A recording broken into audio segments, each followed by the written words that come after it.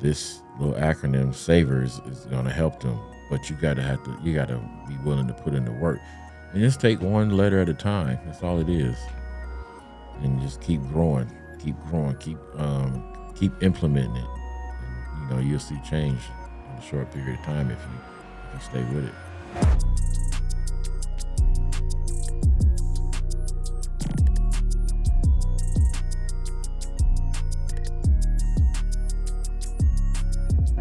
I actually need to start getting up in the morning earlier. You need to start getting up earlier? Yeah, I need to get up around 5:30. I need to get my workouts in before everybody gets up. Be in the shower by the time everybody's waking up to get out, to be, just to be ready. And while they're getting dressed, I need to start doing my posting and my emails, send those out, and just be ready to take the kids to school. I think that's the linchpin to a great day for me. Once I get what's the Eric Thomas thing where he gets up at 3 a.m.? What's that about? I don't know. You don't know? Because he has a little thing where you join a little group and you get on a live call at 3 a.m. Yeah. I never did that. I'm not ready for 3 a.m. I'm not ready for 3 a.m. either. 3 a.m. is gonna result in a 3 p.m. nap, is what that's gonna result in. Or a 9 a.m. nap. I'll be taking a nap at 9. I got to be at work at 10. I might take a 30-minute nap or something, but I don't know. I'm not ready for 3 a.m. I got to get my mind right for 5:30, which is not hard. It's just you just have to have a reason to do it. So, like for me, I usually have the most success when I get up at about 5 a.m. And I go off and on, man. Between throughout the course of my year, I'll spend months getting up at 5 a.m. I'll also have another few months where I'm getting up later. You know what I mean? I get the kids off at 6 or whatever, or 7.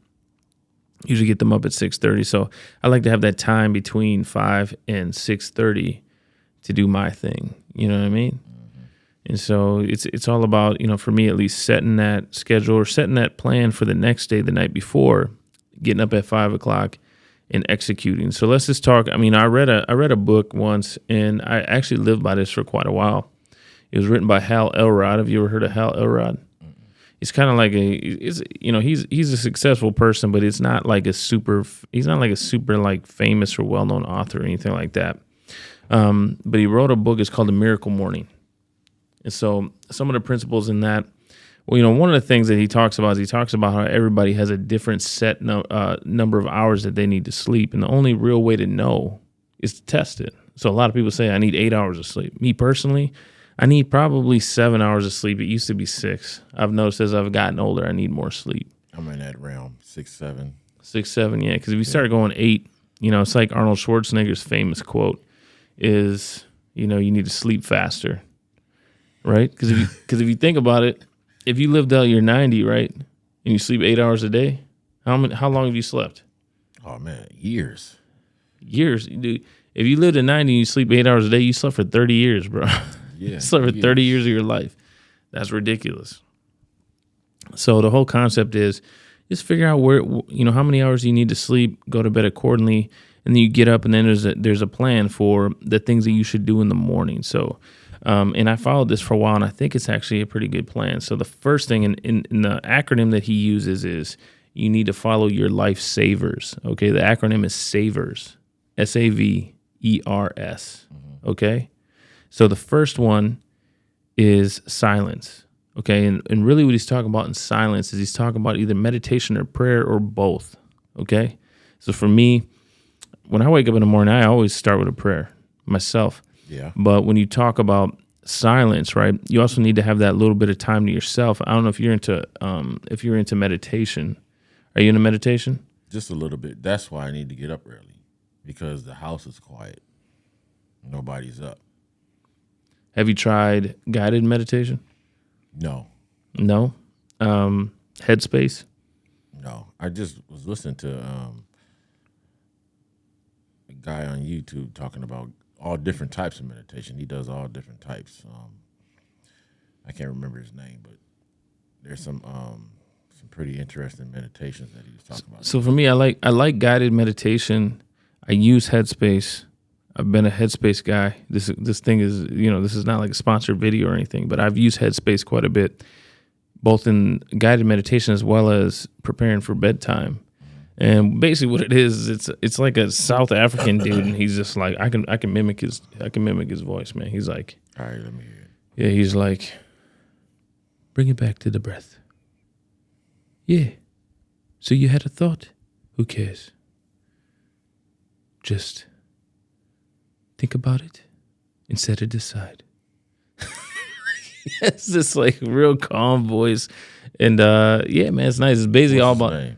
I don't know. I have no clue, man. Headspace guy, and then you can also pick a female version too. Oh, okay. Of the same style talking, and it's basically like they're just trying to get you to focus on your breath, clear your mind, don't think of anything else.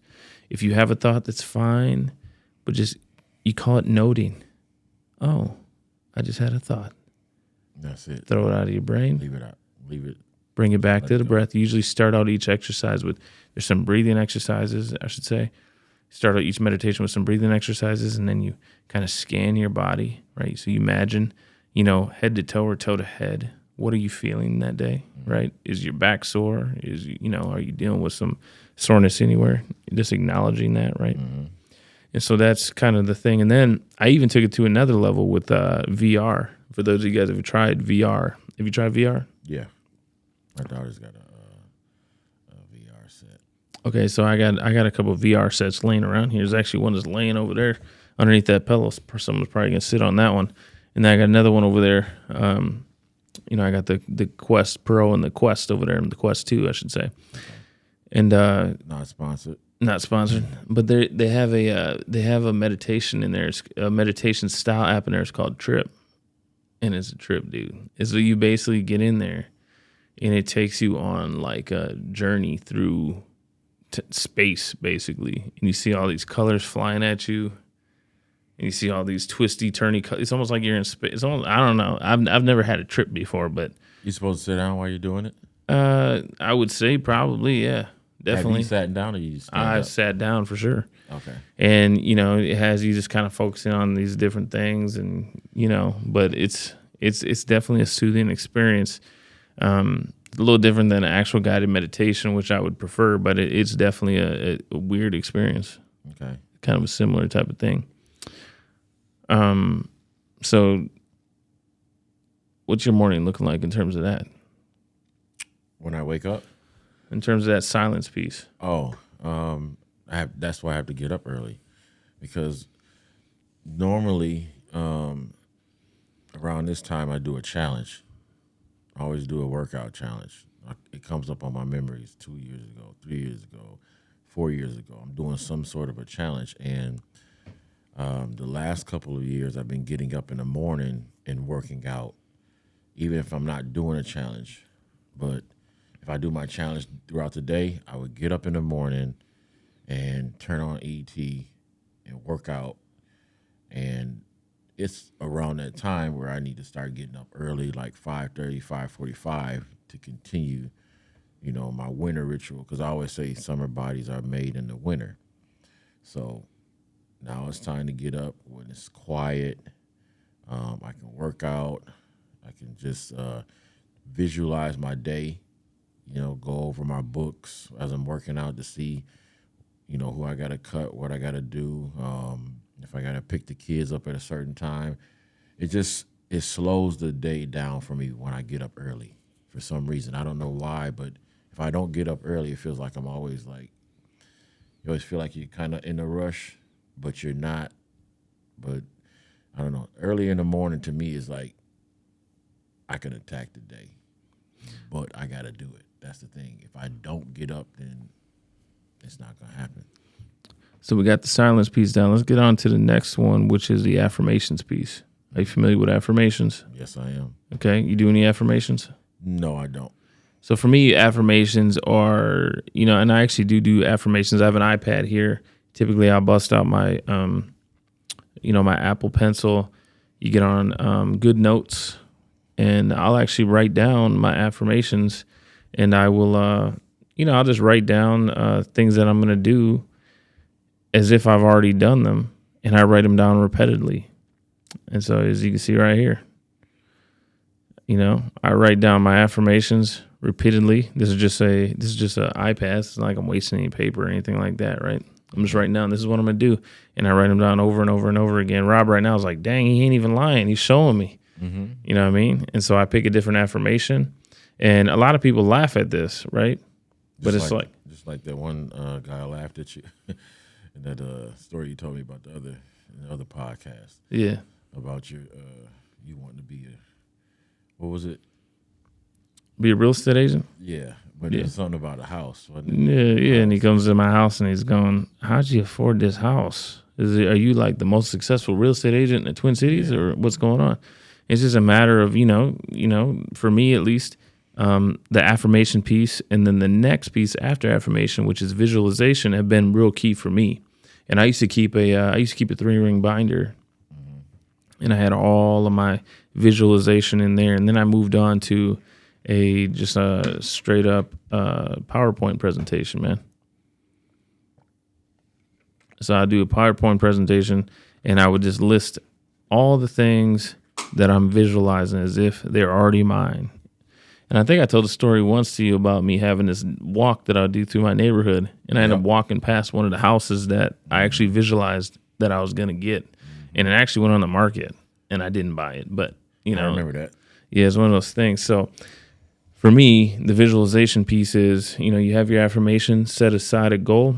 You can change it throughout the year, but just go ahead and make sure that you have that goal and you just write it down. Say you're a salesperson. I'm a leading salesperson. Maybe that's your affirmation. I'm a leading salesperson. You write it down just on a full piece of paper, or in my case, go onto Good Notes, do it virtually. Write it down a few times, fill out one full page, move on to your visualization. Maybe you visualize that, you are going to, for me at least, my PowerPoint was like, I'd start out with my family, and it would say, this is my why. Show pictures of my kids, pictures of my wife, and that'd be the first page. You move on, it would say, man, I'm so happy I was able to purchase my 2-story home in 2023. It'd be pictures that I pulled right off the internet of the style home that I wanted, right?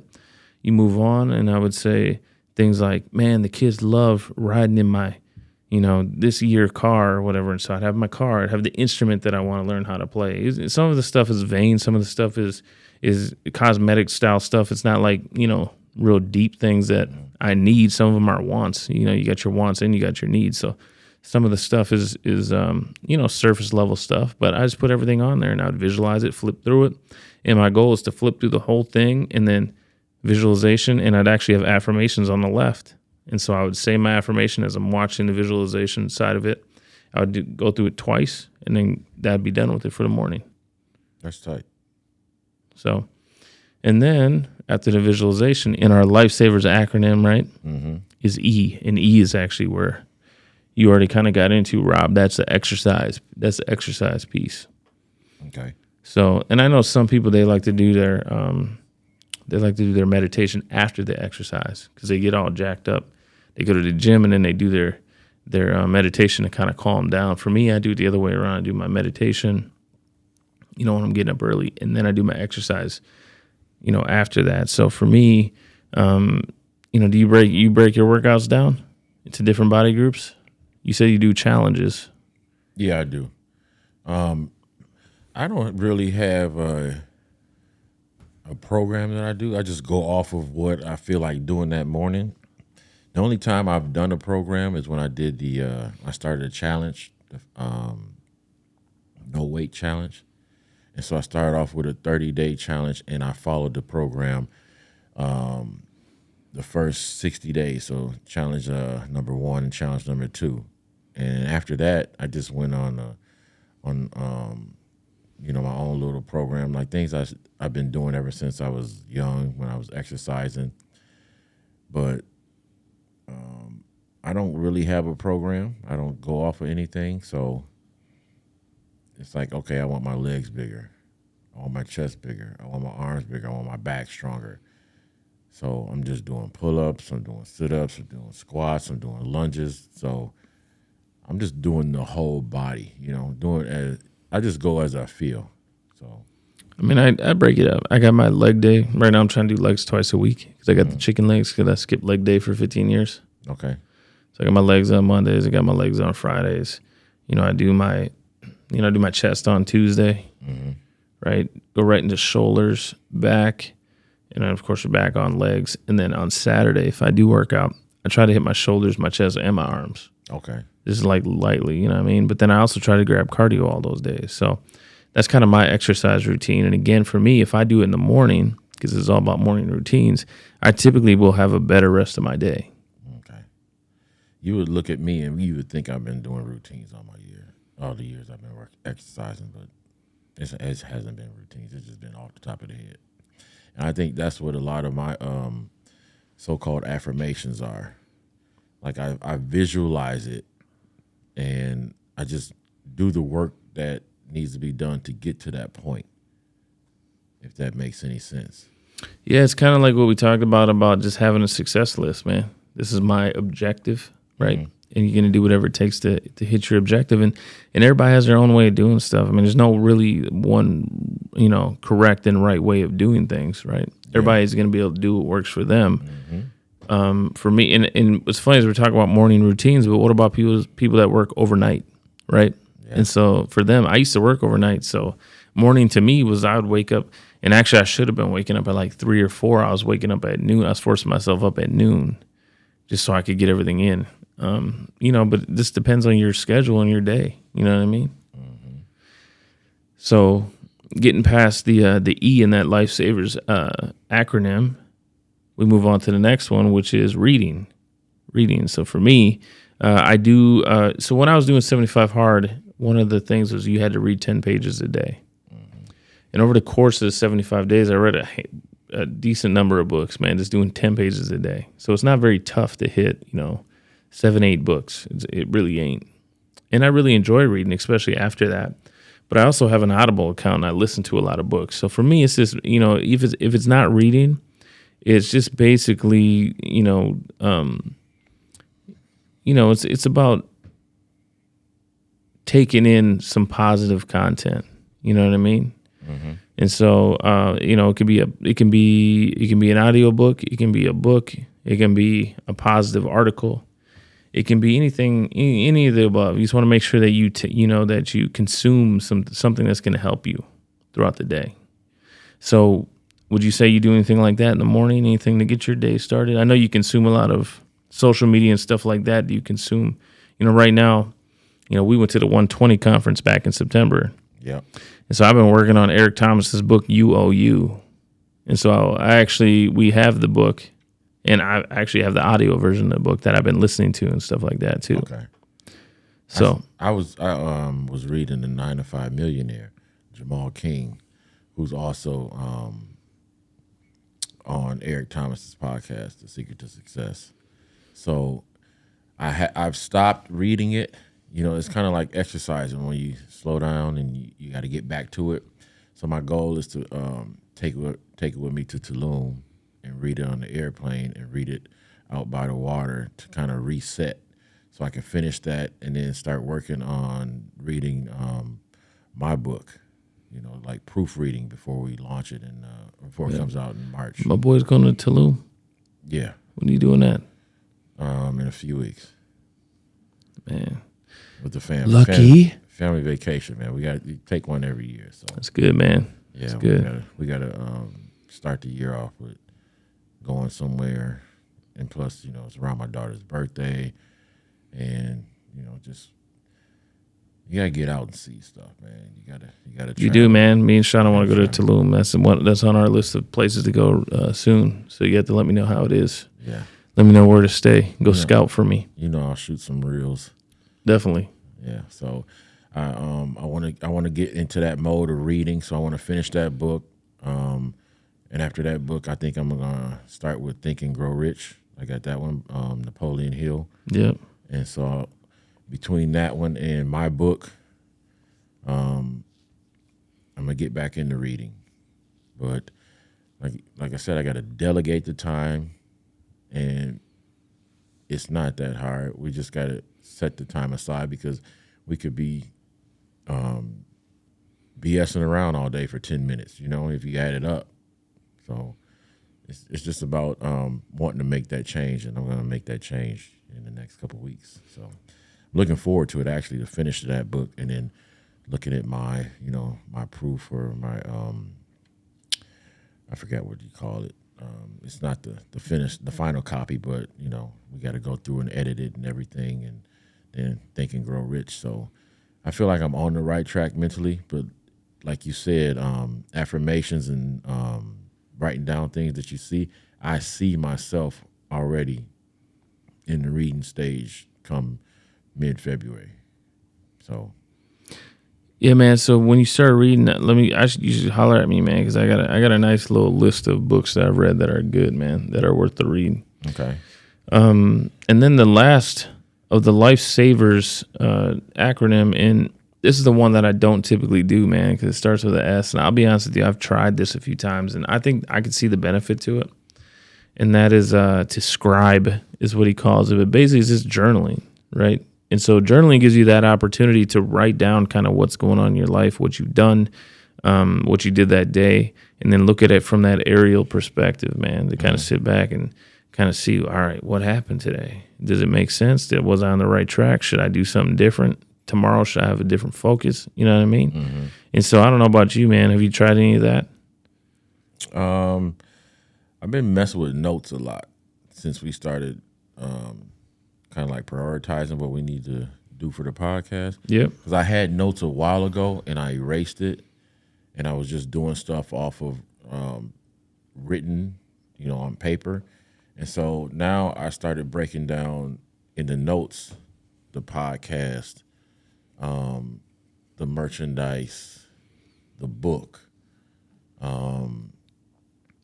else I got going on? Just all the things that I'm involved with. Just breaking it down like, okay, eventually I need to get the merchandise going for Rob and Corey. What are some of the things I want to put on the shirt? I'm typing it in. What do I got going on for as far as what I got to do for us when we launching the book? We got to get the poster boards, the bookmarks. I'm writing all these things down that I got to do. So I'm itemizing different categories, and I think that's what's keeping me going every day. Knowing that I got to take care of these things. So you're scribing, but you're basically scribing your organization for the day. So I'm scribing the empire that I'm putting together. Yeah. So that's how I look at it. So I got you. And I don't want to leave nothing behind. Everything can be used as content. So what about this? Can that be used as content? Hit the button. It's the only button I know where it's at. I see it. You should have put that over here so I could hit it right after that. But everything can be used as content, but I think that what we do on a daily is content. And I see a lot of people talking about they don't know how to create content, they don't know how to do this, or they need somebody to teach them. Man, what you do on a daily is content. You just got to know how to record yourself and put it out there. The more you do it, the easier it gets. And I've learned a lot from you as far as like video editing and your camera shots and captions and stuff like that. So subtitling, I learned a lot of that stuff from you. But I'm hanging around you, and some of the things is rubbing off. Top 5, man. Top 5. Yeah, top 5. Yeah. And once again, I think that this is another list that is going to help somebody out there that needs to elevate from where they're at in their current position. If they break it down one by one, sit and look at what they're doing in their life and see how they can improve on what they're doing in their life. This little acronym, Savers, is going to help them. But you gotta be willing to put in the work, and just take one letter at a time. That's all it is, and just keep growing, keep implementing it, and you'll see change in a short period of time if you stay with it. I'd have to agree, Rob. I'd have to agree. So where can people find you at, Corey? I mean, you can find me at the Corey Melvo on Instagram. That's my real estate page. How about you, Rob? You can find me on Instagram and on Facebook at Neighbors Cut. You can find me on LinkedIn at Robert Neighbors. Why don't you go on to neighborscut.com and pre-order my book, The Story of Robert Neighbors. It comes out on March 13th, and that day is very special because March 13th is the day of my 11-year kidney anniversary, my second kidney anniversary, and the second kidney that I received, that one was from my father. My first one was from my brother. So go on, read the blurb, see if you're interested. Book drops on March 13th. Go out there and support. Peace.